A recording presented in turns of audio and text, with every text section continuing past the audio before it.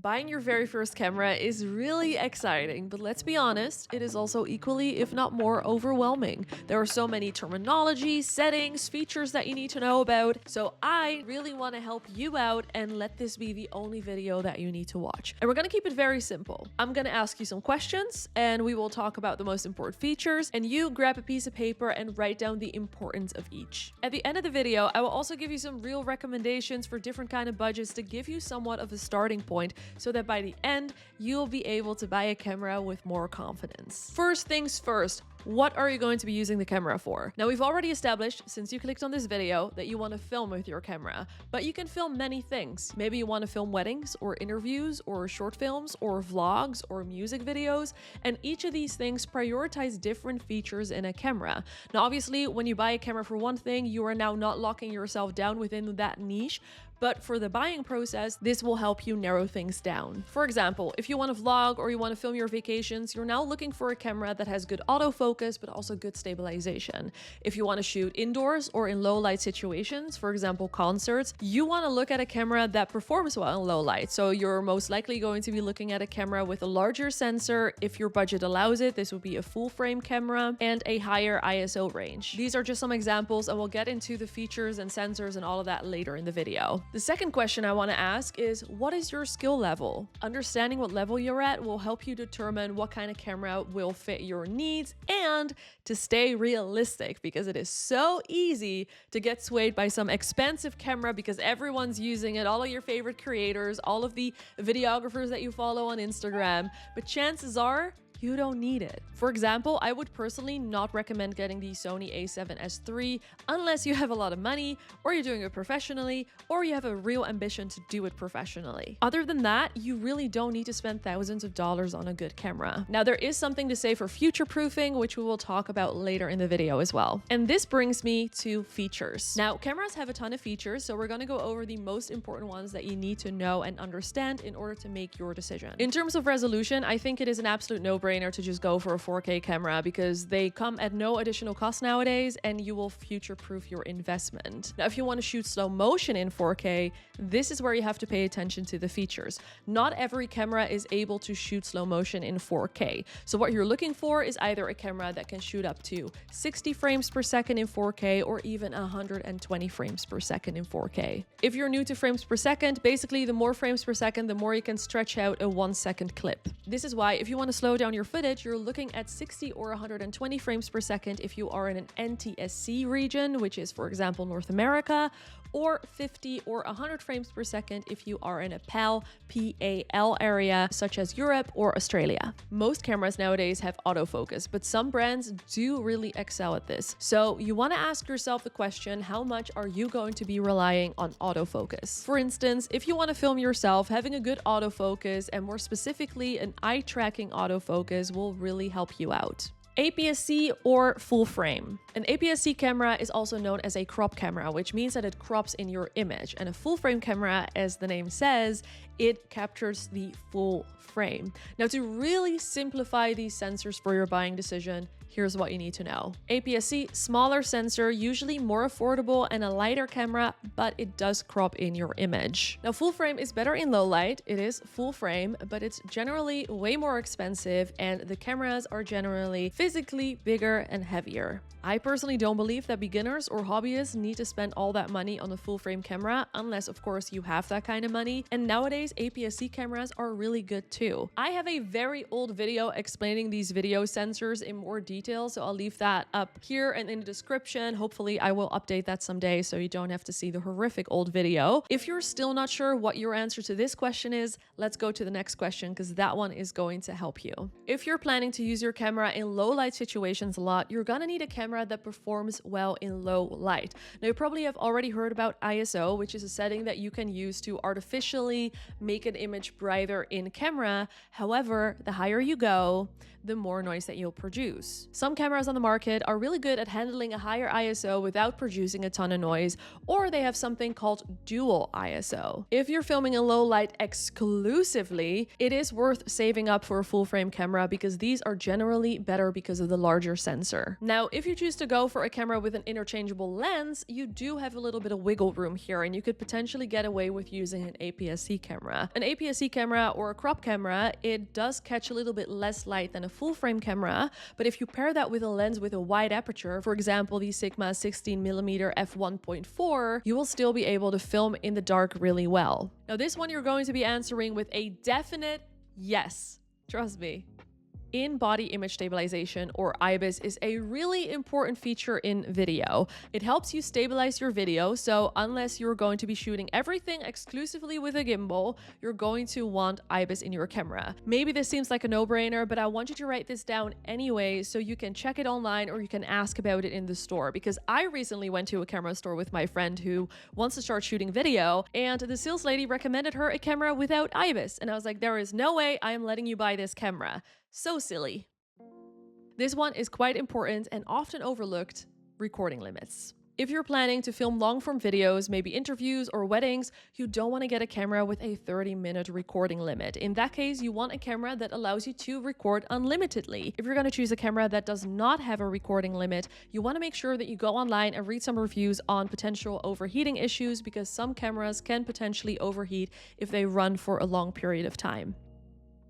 Believe it or not, but not every camera has a flippy screen. And this was the biggest reason why I didn't like the A7 III. It is an incredible camera, but since I'm filming myself by myself, it just sucked. Now, there are cameras that either have a built-in fixed screen. There's cameras that have a tilty screen like the A7 III. They can have a flip-up screen like the A6600, or they can have a flip out screen. A flip out screen, or a flippy screen as I like to call it, isn't necessarily the best answer for everyone. For example, if you're behind the camera a lot, that tilt screen that the A7 III has might actually be the best option for you. So I would recommend to go to a camera store if you can, so you can try out all the different screens and see what you like best. Whilst you're at the store, also pay attention to how the camera feels in your hand.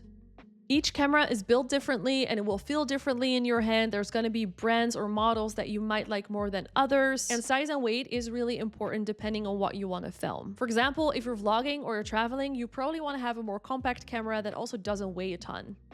How versatile do you want your camera to be? And do you want a camera with a fixed lens, or do you want the option to switch lenses? Now, depending on your budget, which we will get to next, I would usually recommend getting a camera with an interchangeable lens, because this is the best way to future-proof your investment, as you will have the flexibility and the full freedom to choose different lenses later on without having to buy an entirely new camera. Here's the way that I always look at this. You buy the camera body for the features, so let's say 4K, IBIS, and autofocus, and then you buy the lenses for increased image quality. Like I mentioned before, you could get the Sigma 16mm f1.4 when you want to start shooting in the dark, while sticking to the 10 to 18mm f4 for vlogging. If you're interested, I can make a full lens buying guide video as well, just let me know in the comments. All that being said, there are also some really great options with fixed lenses, such as the Sony ZV-1 Mark II or the DJI Osmo Pocket 3. Now, these are very no-nonsense, easy-to-use cameras with fixed lenses and great image quality. Let's go over a few more practical considerations. Do you need good battery life, and do you maybe need a camera that can be powered via USB or a battery grip? Does it need to be waterproof or weather sealed? There's a difference between the two. And do you need Wi-Fi or Bluetooth? There are many more features that we can get into and really dive in deep, but assuming that this is your first or your second camera, we don't need to worry about that now. So now that we know what those features are, let's break it down for different types of videography. For vlogging, you're looking for a flippy screen, a lightweight camera, IBIS, and good autofocus. If you want to shoot cinematic videos, you're now looking at log profiles, frame rates, and optional 10-bit recording. If you want to shoot long-form videos or interviews, you need to prioritize a long battery life and unlimited recording. And finally, let's say you want to shoot event videography. You're now looking at long battery life, unlimited recording, but also low light performance. Now, all of these features that we just talked about, they do come at a cost. So let's talk about budget. Now, don't skip this part if you already have a budget in mind, because still it is very important to consider the following things and to remember these things when locking in your budget. When it comes to budget, it is really important that you keep in mind that the budget does not just include the camera body, but it also includes a lens and accessories like batteries, a microphone, and maybe a tripod. if this is your first camera, don't forget about the hidden costs, because this is where they'll get ya. I'm talking about things like SD cards, external hard drives or cloud storage, insurance, and maybe a video editing software like Adobe Premiere Pro. Something that's also really important to consider is not just the price tag of the camera, but the value of the camera. Now, I fully understand that we are limited by a certain amount of money, but maybe you can save up a little bit more, and that extra $200 or $300 is going to give you a way better option that is going to serve you way better in the long run, and that is really important because we want to future-proof our investment. Another really important consideration is the following. When you're buying a camera, you are investing in an ecosystem. For example, if you buy a Sony camera or a Nikon camera, you are now looking at Sony and Nikon lenses and accessories. Obviously, you can always switch ecosystems if you want to, but this is something to be mindful of when you're just starting to invest in one. So what I would recommend you to do here is to do some research and see if the brand that you're interested in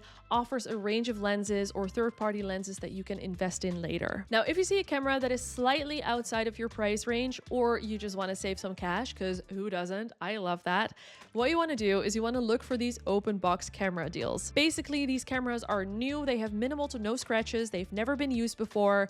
It is just that someone else has ordered this camera before you, decided they didn't want it, sent it back, but now Amazon, B&H Photo, wherever you get your camera, can now not sell it as new, and they have to give a slight discount. I've personally bought one camera on Amazon resale and I had a great experience. It was brand new and I saved a little bit of cash. So I highly recommend that. It's time for some real recommendations. If your budget is under $500, I would just suggest to use your phone, depending on what phone you have, of course.